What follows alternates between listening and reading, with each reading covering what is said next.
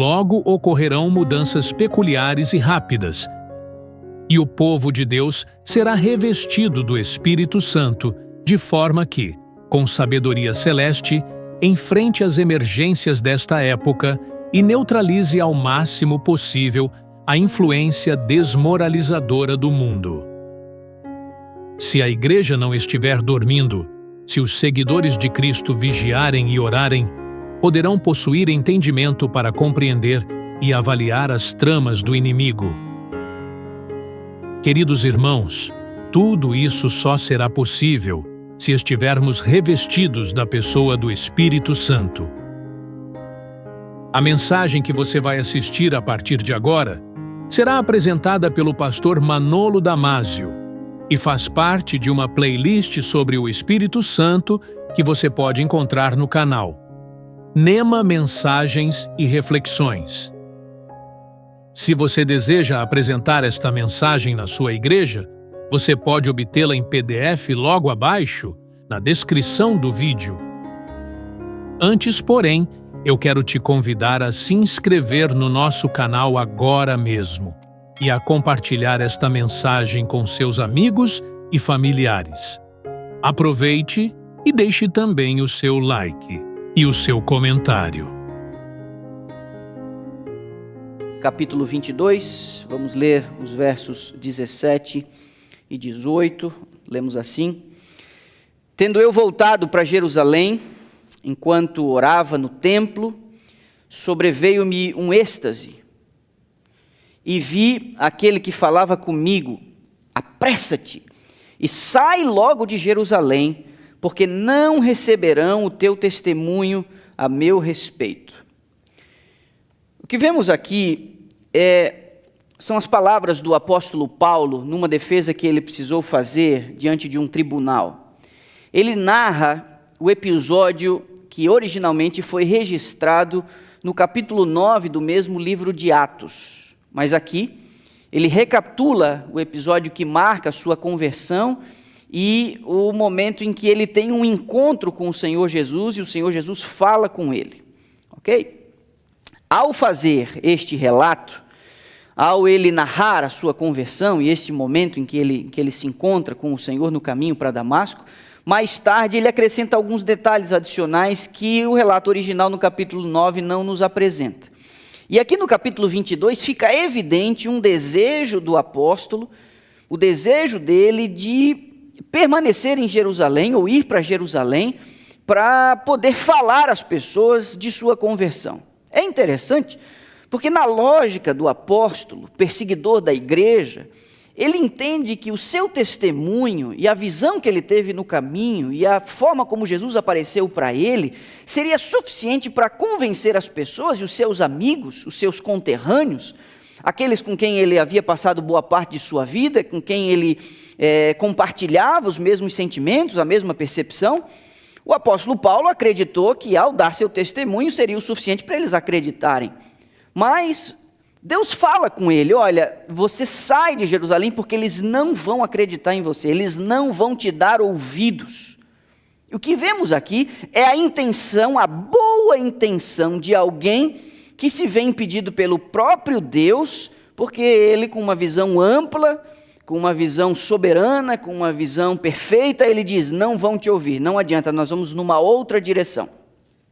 Só que há um outro relato, no capítulo, ainda no livro de Atos, no capítulo 20, que demonstra uma ordem numa direção inversa, numa direção contrária. Eu queria que você observasse comigo esse capítulo 20, os versos são o 22 e o 23. É uma página antes de onde você está. E lemos assim: E agora, constrangido eu em meu espírito, vou para Jerusalém, não sabendo o que ali me acontecerá, senão que o Espírito Santo de cidade em cidade me assegura que me esperam cadeias e tribulações. Num determinado momento, ele entende: eu quero ir para Jerusalém. O Espírito diz: não vá. Num outro momento, ele mesmo sob ameaça, pela própria ação do Espírito, diz: agora você vai para Jerusalém. Nesse vai e vem da vida, quando ir e quando não ir, o que fazer e o que não fazer, o Espírito precisa ser consultado, o Espírito precisa se manifestar. Nós precisamos desenvolver a habilidade de entender qual a orientação do Espírito de Deus nesse vai e vem da vida. Agora você vai, agora você não vai. O Espírito Santo tanto impede quanto impele alguém no seu movimento, na sua vida, na sua rotina. Há um outro episódio, também narrado no livro de Atos, mas agora no capítulo 16, que demonstra algo semelhante. Você repare comigo, Atos capítulo 16, apenas poucas páginas de onde você já estava, os versos do 6 ao 10, lemos assim: E percorrendo a região frígio-gálata, tendo sido impedidos pelo Espírito Santo de pregar a palavra na Ásia, defrontando Mísia, tentavam ir para a Bitínia, mas o Espírito de Jesus não o permitiu. E tendo contornado a Mísia, desceram a Troade. À noite, verso 9, sobreveio a Paulo uma visão na qual um varão macedônio estava em pé e lhe rogava, dizendo: passa a Macedônia e ajuda-nos. Assim que teve a visão, imediatamente procuramos partir para aquele destino, concluindo que Deus nos havia chamado para lhes anunciar o Evangelho. Você consegue perceber? Há aqui no livro de Atos, e alguns inclusive sugerem que o nome do livro deveria ser outro, não Atos dos Apóstolos, mas os Atos do Espírito. Porque o que você vê no livro de Atos é uma igreja completamente dependente do Espírito Santo. O Espírito Santo dá as cartas no livro de Atos. Eles têm poucos recursos, eles se veem limitados, eles têm muitas restrições, mas há uma liberdade tremenda no Espírito. O Espírito diz vai, o Espírito diz vem, o Espírito diz não faça, o Espírito diz faça. E o que vemos aqui é uma intenção. Paulo tinha feito a primeira viagem missionária e ele faz os arranjos para a segunda viagem missionária, e a sua intenção original era repassar nos lugares onde ele havia passado em sua primeira viagem, antes do Concílio de Jerusalém. E quando ele já se posiciona no território da Ásia, ele quer ir numa direção para revisitar as igrejas, e o Espírito Santo diz: não vai para lá. Aí ele contorna. Quando ele está para ir numa outra direção, o Espírito Santo diz: também não vá para lá. E à noite, depois do Espírito ter impedido ele 2 vezes, à noite ele tem uma visão. E nessa visão ele compreende que Deus estava dizendo: você vai naquela direção. A minha pergunta para você nessa manhã é: seria esse um luxo da igreja apostólica? A minha pergunta para você: seria possível termos uma vida dirigida pelo Espírito a ponto de, ao consultá-lo, ele dizer vai, não vai? Repito a minha pergunta: seria esse um luxo da igreja apostólica? Teria Deus se manifestado assim no primeiro século, quando eles tiveram uma dotação especial do Espírito? Teria a igreja acesso ainda a esse tipo de recurso ao longo de sua história?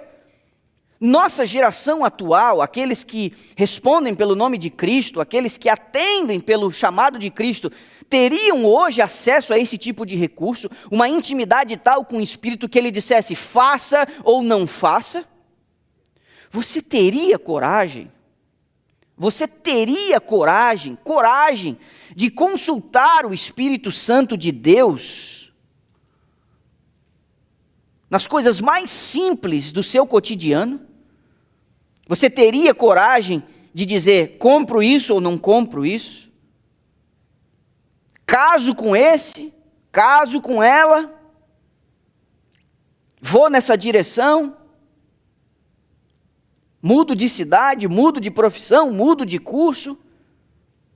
Você sabe, nós precisamos aprender a consultar a opinião do Espírito de Deus.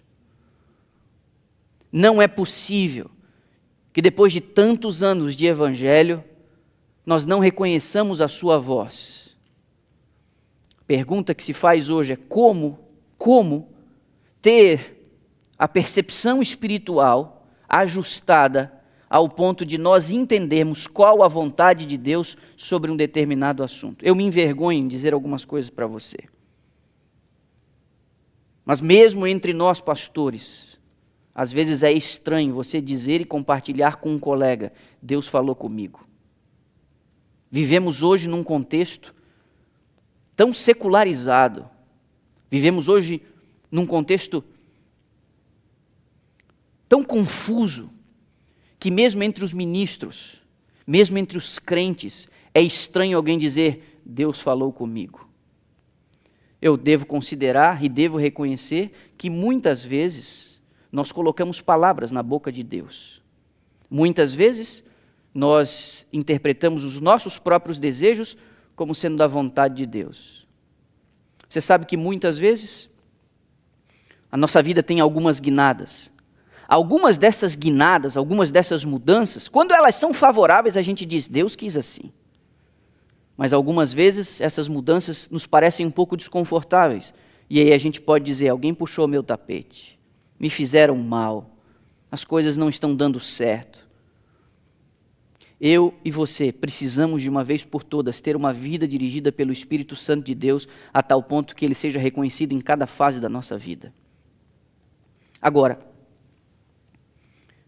como ouvir a voz de Deus? Eu queria que você fosse ao Evangelho de João no capítulo 10. Há aqui uma declaração importante do apóstolo. Ele narra um dos discursos de Jesus, um discurso que, por alguma razão, só está registrado nesse Evangelho. É num contexto bastante tenso do ministério de Jesus, e ele, no verso 27, usa as seguintes palavras: as minhas ovelhas ouvem a minha voz, eu as conheço e elas me seguem. Você sabe, algumas vezes, quando nós falamos assim, sobre ouvir a voz de Deus, muitos de nós conseguimos entender isso apenas no contexto do chamado ao Evangelho. Mas eu queria usar uma analogia aqui para que eu e você possamos compreender que essa lógica me parece um pouco limitada. Eu não consigo aceitar o fato de um dia Jesus Cristo chamar alguém para que possa segui-lo. Eu não consigo aceitar o fato de que um dia Jesus possa recrutar alguém para combater o bom combate da fé e depois deixar este seu soldado à mercê da própria sorte. Eu não consigo aceitar a ideia de que Deus um dia me chamou para aceitá-lo como seu Salvador e me deixou caminhando sozinho para lutar as minhas batalhas espirituais. Eu não consigo aceitar isso. Então eu queria dizer aqui para você, com todas as letras, o mesmo Cristo que chamou você das trevas para a luz, Ele continua tendo o mesmo desejo de falar a você ao longo de todo o percurso e ao longo de toda a sua caminhada. Eu não consigo aceitar a ideia de que um dia Deus tenha chamado um adolescente de sua casa para ser um pastor e vai ter silenciado ao longo de todo o seu ministério. Ele precisa continuar falando comigo, não que ele não queira falar, mas porque muitas vezes eu mesmo bloqueio os canais, os meios pelos quais ele gostaria de se comunicar comigo. Nessa manhã, eu e você precisamos resgatar algumas dessas maneiras, alguns desses canais, para que os nossos ouvidos sejam ouvidos adestrados, para que a gente possa estar na frequência de Deus. Em algum momento eu já devo ter dito isso aqui para vocês, imagino até que num retiro de jovens ou alguma coisa assim. Os mais novos não vão compreender o que vou dizer, então me perdoem, mas os mais antigos, quem sabe vão lembrar disso. Você sabe, hoje uma televisão, ela é um negocinho fininho assim, né? Você consegue, com o polegar e o indicador, você consegue segurar toda a espessura de uma televisão. Inclusive até dizem que quando uma criança dessas que nasceu por agora, vê uma daquelas televisões antigas de tubo, ela pergunta, né, o que caixa é essa atrás da televisão? Pois bem, as televisões eram assim. Nós tínhamos uma Sharp lá em casa, 14 polegadas. Eu diria que ela era colorida, mas não era tão colorida, ela puxava mais para o rosa e o verde, assim. Mas era uma televisão. Meus pais, quando viram a Copa de 70, havia uma televisão no bairro lá, e era quase uma televisão para o bairro todo, porque ficava aquela janela da pessoa apinhada de gente, né? Foi quando o mundo viu uma Copa do Mundo ao vivo e a cores pela primeira vez, não é?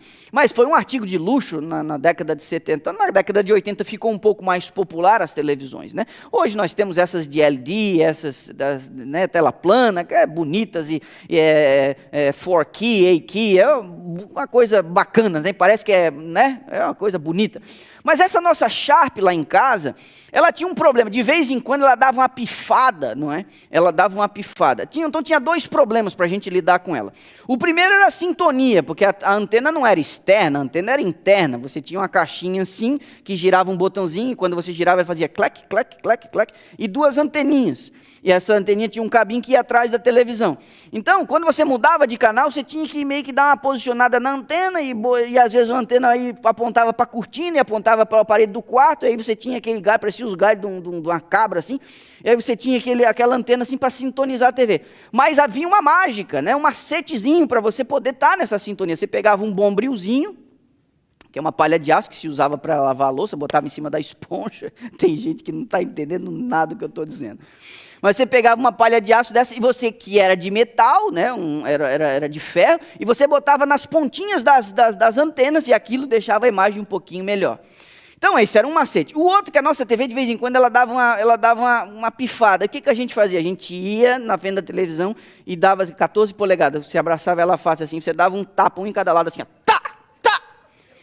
E aí a TV, os circuitos eram um mau contato, aí a TV dava uma ajeitada e melhorava aquela cor, assim. Então, só que o problema ia se agravando, então tinha vezes que para você assistir um programa de televisão, você tinha que dar vários tá, aquela coisa toda, para poder assistir o negócio, não é?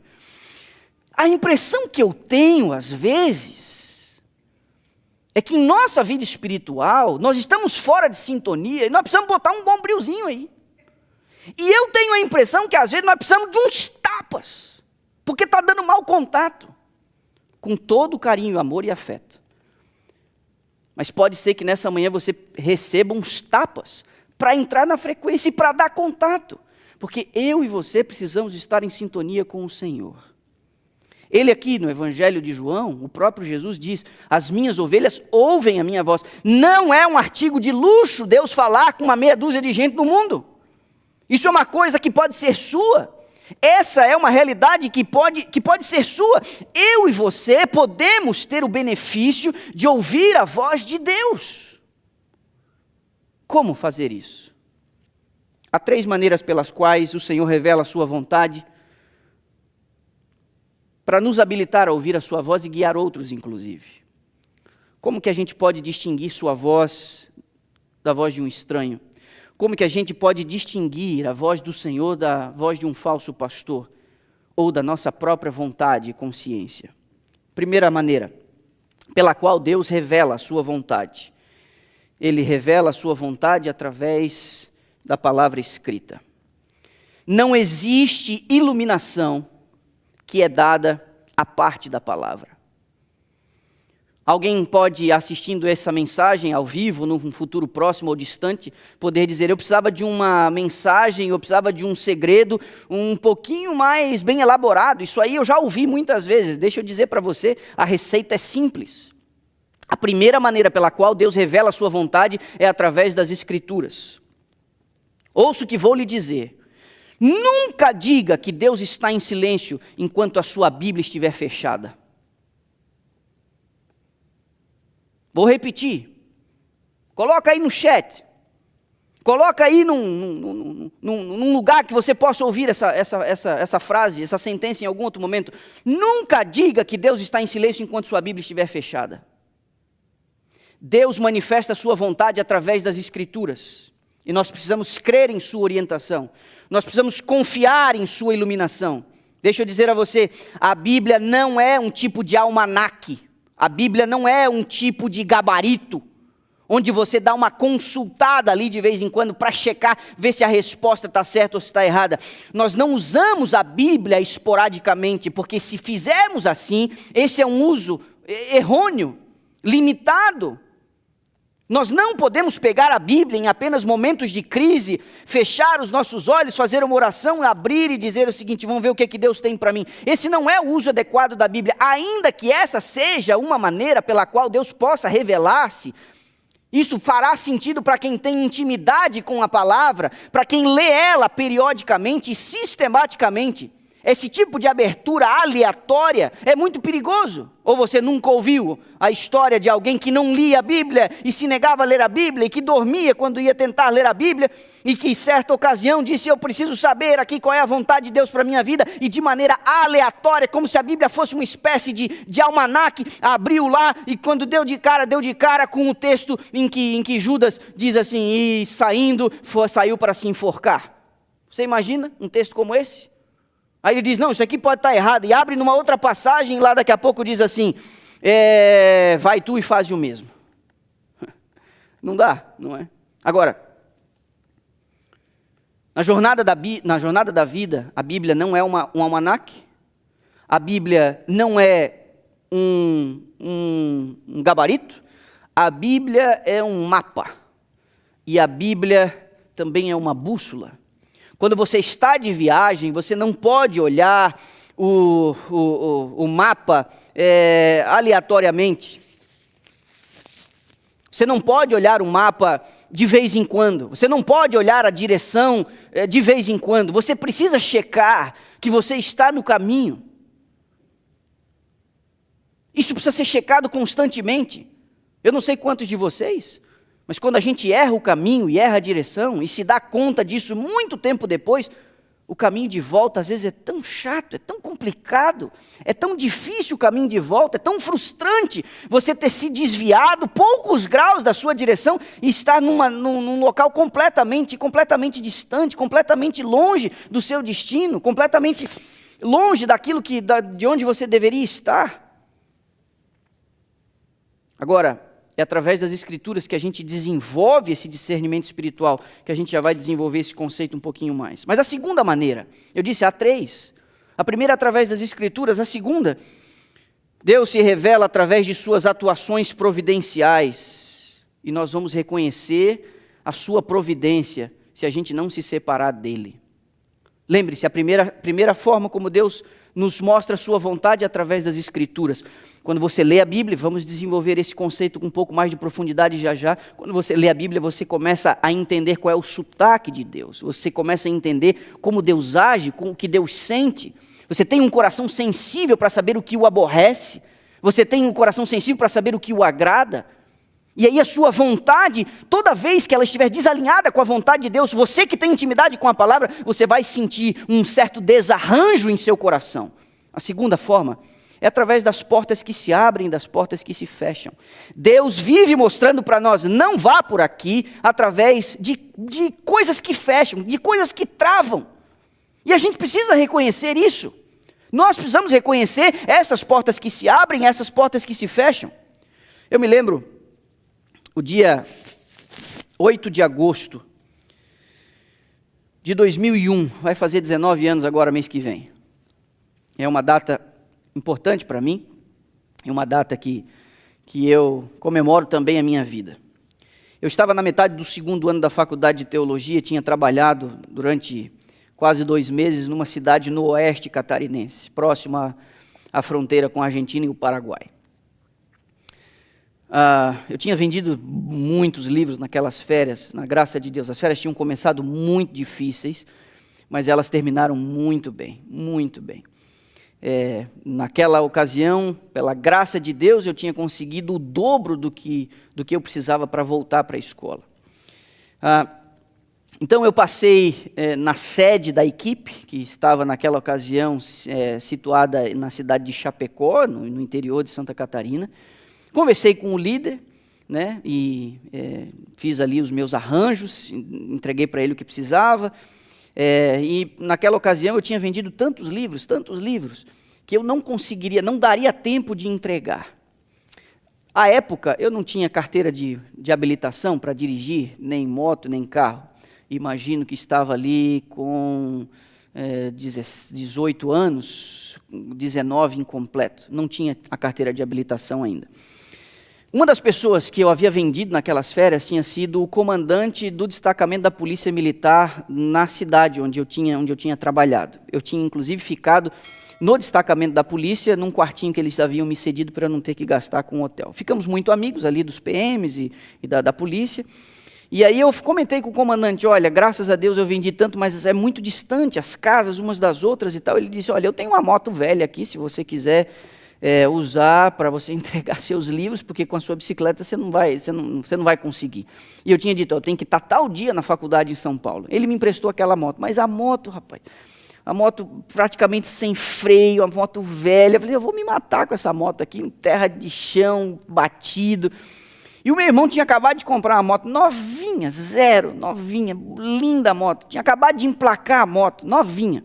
E eu liguei lá para casa e disse, olha, o comandante aqui me emprestou a moto e ele me perguntou se eu tinha carteira de motorista. Eu falei que não, ele fez vista grossa e disse, não, vai lá, mas anda na manha, vai tranquilo aí.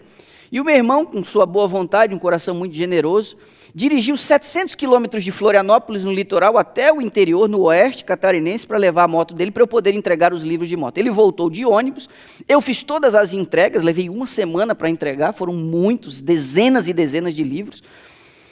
E eu sei que depois de ter entregue tudo, agora eu tinha a tarefa, a missão de voltar dirigindo os 700 quilômetros até Florianópolis, não é? Meu pai, muito a contragosto, disse assim, não faça. Mas pai, não tem como. Meu pai disse, não faça. Meu pai é do tipo de pessoa que tem carteira? Não, não tem, então não dirige. Nós insistimos. Eu tinha o argumento de que o comandante sabia que eu não tinha carteira e que tinha, né, vai, aquela coisa toda. E a contragosto do meu pai, contrário à sua orientação, eu entreguei os livros, entreguei todos eles, passei em Chapecó, conversei com o líder da equipe. E quando eu subi na moto para fazer o percurso até a minha casa, eu me lembro que coloquei o capacete em cima do tanque da moto e eu fiz uma oração. Naquela ocasião, eu estava um pouco desconfortável com a minha condição espiritual. Eu já estava na metade do 2º ano da faculdade de teologia.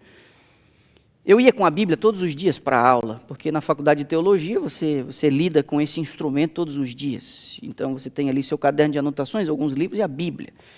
Você tem no dormitório, na rotina do internato, um culto todas as manhãs, um culto todo final de tarde, mas eu sentia que minha alma estava ressequida. Eu sentia que apesar de todos os elementos espirituais à minha volta, a minha alma estava sedenta por Deus. No período das férias da faculdade, por conta da minha necessidade de vender livros e conseguir voltar para a escola, a vida espiritual se intensificava, o coração queimava, as orações eram mais fervorosas. E ao final daquelas férias, extraordinárias férias, meu coração estava tão aquecido com a presença de Deus que eu disse a ele, eu não posso voltar para a faculdade e me entregar àquela rotina, esperando o próximo reavivamento antes das próximas férias, ficando 4 meses como se o Senhor não existisse, e lá na frente depois eu vou pedir a sua ajuda de novo. Não, Senhor, esse semestre tem que ser diferente, a minha formação tem que ser diferente, em 2 anos e meio eu vou ser um pastor, e eu não posso ser um pastor cheio de altos e baixos, me ajuda, por favor. Eu fiz essa oração, tem que ser diferente esse semestre. Botei o capacete. Bora para casa. Isso era umas 2h30, 3 horas da tarde, mais ou menos. E depois de 5, 6 horas dirigindo, eu me lembro que precisei parar numa determinada bifurcação lá. Eu tinha 2 opções. Eu poderia ir num caminho mais seguro, um pouco mais longo, e eu poderia pegar uma pequena serra, um caminho mais curto, ganharia 30, 40 minutos para chegar em casa. E esse foi o critério da minha escolha, eu vou por aqui, vou pelo caminho mais curto. Peguei a direita e desci a serra. No meio da serra eu me perdi numa curva, e acabei indo ao guarda-reio, que é aquela proteção que se coloca na beira de um verdadeiro precipício, de um desfiladeiro. E na batida, nessa parte de proteção, quebrou a roda da moto, quebrou a minha canela e eu arrastei uns 10, 15 metros pelo asfalto, assim. Não havia nenhum carro passando, absolutamente nenhum risco externo, a não ser ali eu ter feito a curva errada, furou o pneu da moto e quebrou, e foi um horror danado. Quando a moto parou de se arrastar pelo asfalto, eu me levantei e percebi que estava com a perna quebrada. Devido a essa limitação, não tinha força para levantar a moto e tirar ela do meio do asfalto, por conta da perna. Mas eu me lembro que assim que eu caí e me ergui, eu ergui os meus olhos para aquele céu estrelado, tudo escuro no meio daquela serra, sem passar carro nenhum. E eu fiz a pergunta, né? Senhor, e agora? Por que isso? E foi tão nítido, foi tão claro, foi tão limpa a resposta em minha consciência. Ele disse, esse semestre vai ser diferente. Depois de alguns instantes, alguém que subia a serra acabou percebendo ali que eu estava com um problema, tirou a moto do meio do asfalto, colocou para trás da proteção e me levou para o hospital, para uma cidade na direção que ele estava seguindo, né? E o resto é história. Deus responde às nossas orações pelo curso das providências. Portas que se abrem, portas que se fecham, pernas que se quebram. Às vezes é assim. Não é do jeitinho que a gente gostaria, não é do jeitinho que a gente sonha, não é da forma como a gente imagina que deveria ser, mas Deus responde orações às vezes de maneira extrema, às vezes de maneira extrema. Há uma terceira forma pela qual o Senhor responde às nossas orações. A primeira você lembra através das Escrituras, a segunda através do curso das providências e a terceira mediante os apelos do seu Santo Espírito. Nestes apelos do Espírito de Deus, ele produz no coração impressões que vão se desenvolver no caráter.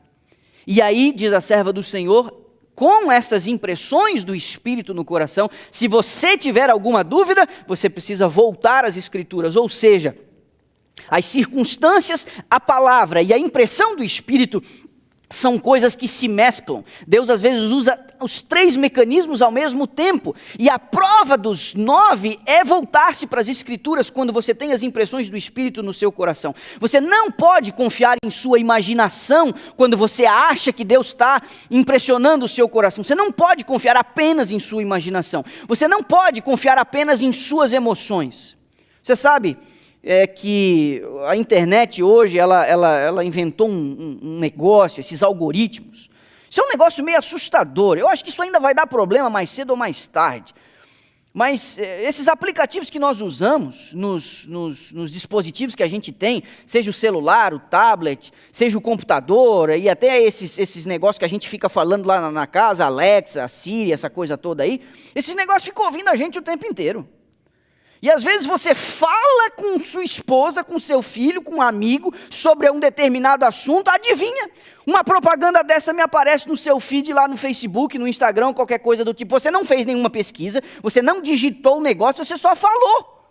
E o negócio aparece como propaganda lá. Sabe por quê? Esses algoritmos, eles foram programados para dar para você o que você quer. Aquilo que você está buscando, aquilo que você está desejando, aquilo que você está pesquisando. E às vezes na nossa relação com Deus, às vezes a gente confunde a voz do Espírito com a nossa própria vontade. O Espírito nem sempre vai dar o que a gente quer, vai dar o que a gente precisa.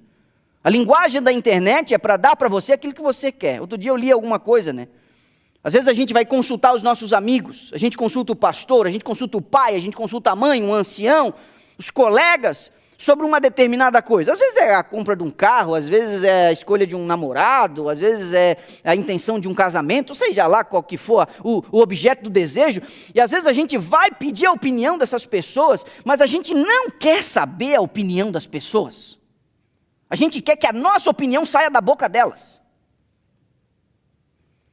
Você consulta a opinião dos outros, e às vezes você consulta a opinião dos seus amigos que não têm coragem para te dizer a verdade, mas dizem o que você quer ouvir, apenas para que o seu desejo saia da boca dos outros.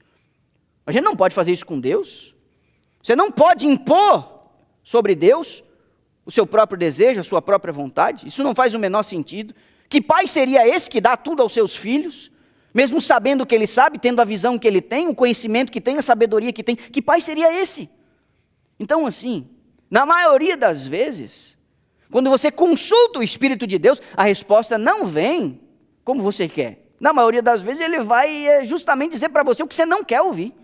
Por isso eu disse no começo, seria esse um luxo apenas da igreja apostólica? Eu afirmo que não. O Espírito foi dado para conduzir sua igreja até o regresso de Jesus.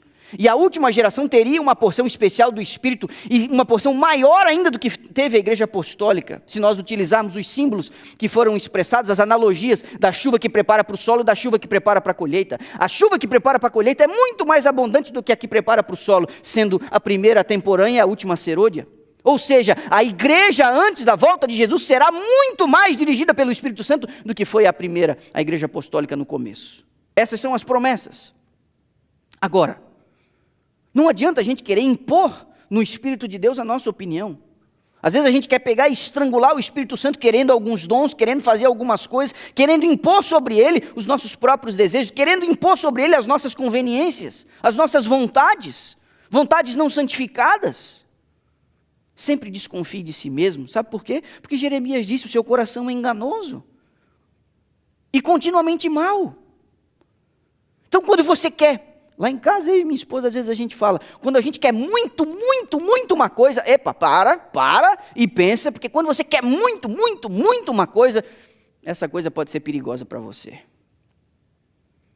Se você tiver coragem e honestidade para pedir a orientação do Espírito de Deus, Ele vai falar com você, porque Ele quer ser seu amigo. Ele quer ser consultado em cada passo da sua vida. Como que a gente desenvolve esse discernimento espiritual? Observe o que Paulo diz na primeira carta aos Coríntios, capítulo 2. Vou pedir para você ir lá. O verso é o 14. Você percebe que há um conflito, há uma contradição entre o homem carnal e o homem espiritual. Isso é uma batalha tremenda, é uma batalha de uma vida inteira. Isso nos perturba tanto. O verso 14 do capítulo 2, primeira carta, diz assim: olha, o homem natural não aceita as coisas do Espírito de Deus, porque eles são loucura, e não pode entendê-las, porque elas se discernem espiritualmente. Olhe para mim aqui. O homem natural não compreende as coisas do Espírito de Deus. Eu e você, para nos tornarmos amigos do Espírito de Deus, precisamos ter a nossa natureza trocada, mudada, transformada. Me perturba a ideia de anos e anos na igreja não terem sido suficientes para mudar quem de fato nós somos. Me perturba a ideia de a gente não poder afirmar como povo, como igreja, como corpo, já não somos nós quem vivemos, mas Cristo que vive em nós. Me perturba essa ideia. Me perturba a ideia, algumas das declarações que a serva do Senhor nos faz, que na igreja você vê 1 entre 5 que são realmente convertidos.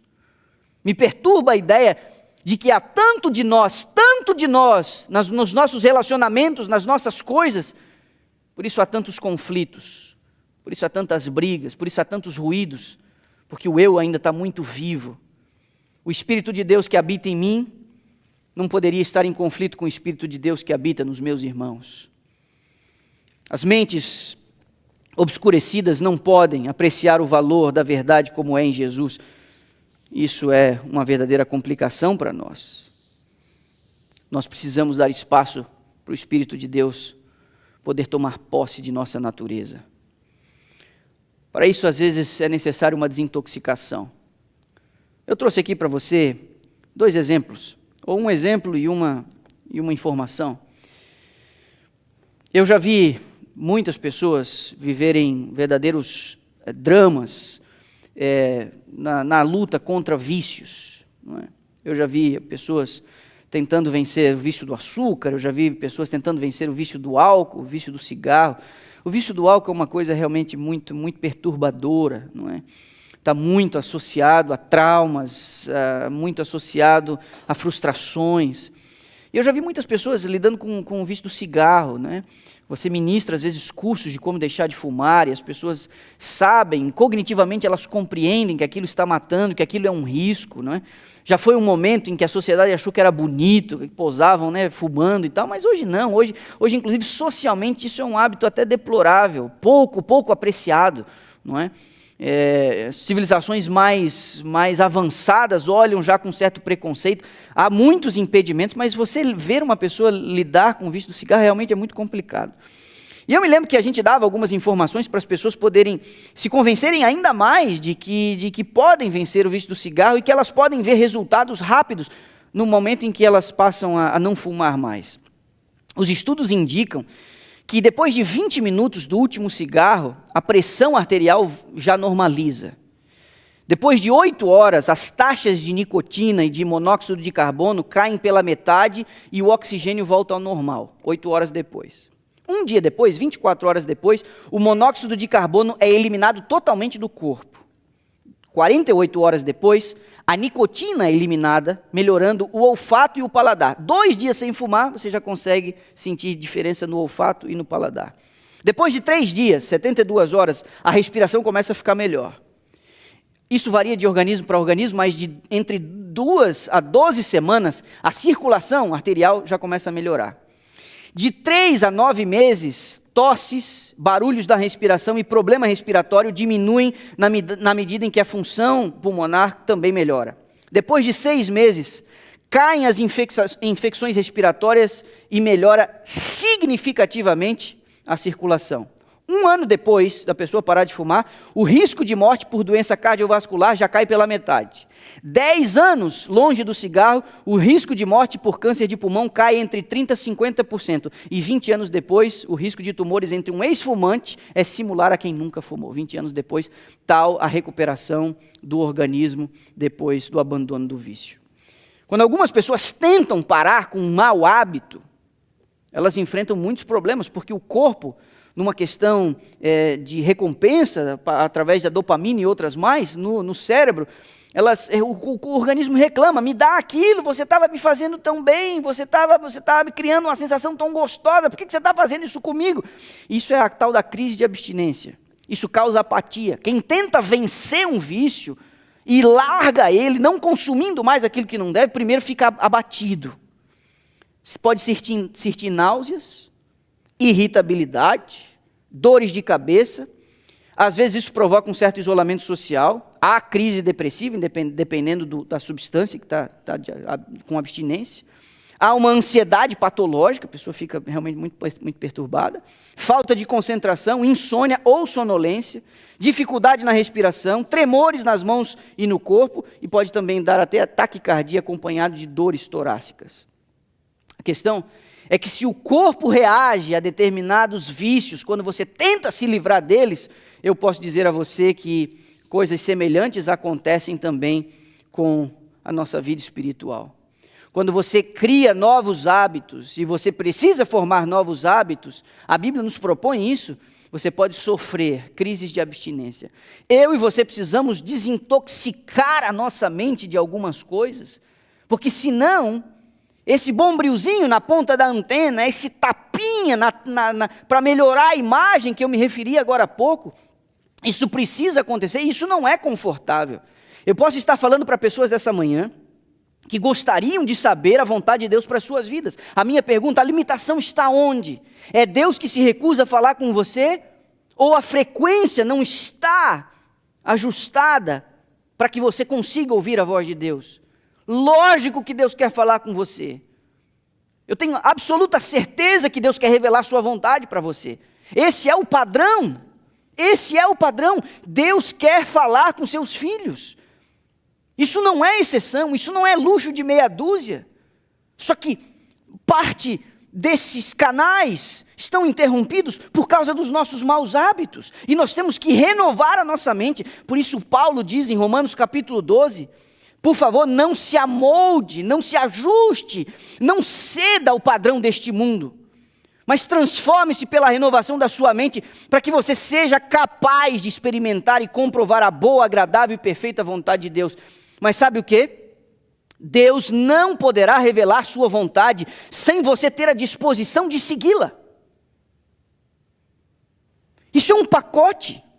Por que você quer ouvir a resposta de Deus? Apenas para checar se está de acordo com aquilo que você já decidiu que vai fazer, que é a sua própria vontade? Isso não faz o menor sentido. Eu e você precisamos consultar a Deus com a disposição de obedecê-lo. Você não lembra que Saul tentou consultar a Deus? E Deus se recusou a falar com ele, por quê? Deus já não havia falado com Saul antes? Claro que sim.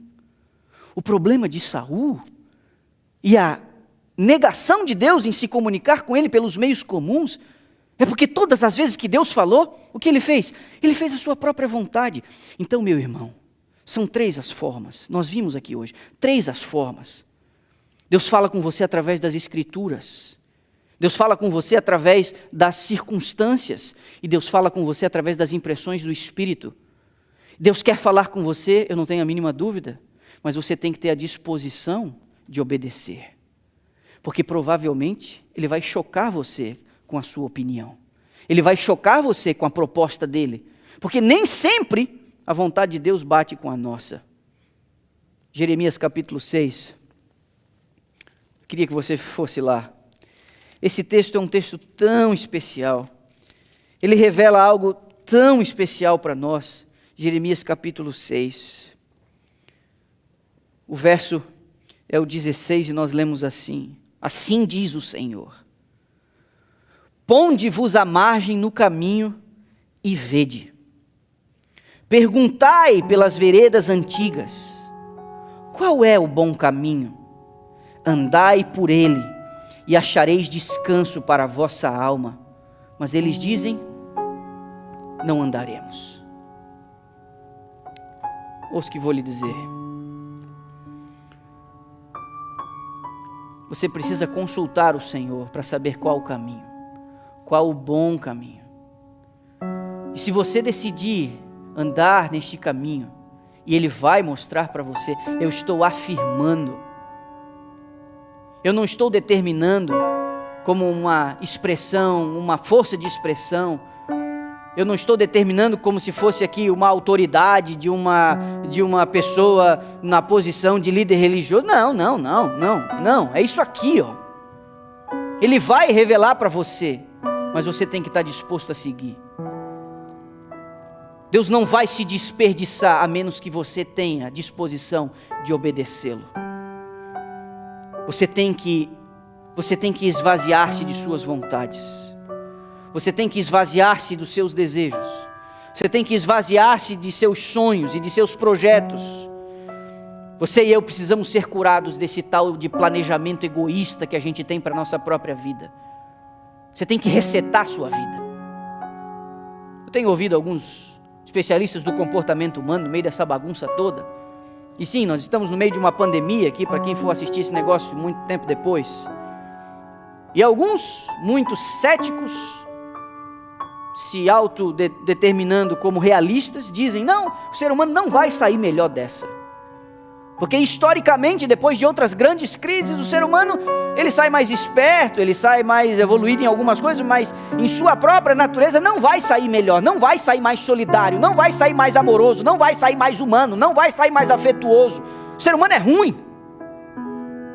Mas ainda que o padrão histórico seja esse, segundo alguns historiadores, como igreja, nós vamos perder essa chance de sair desse negócio aqui da mesma maneira que a gente entrou? Não podemos.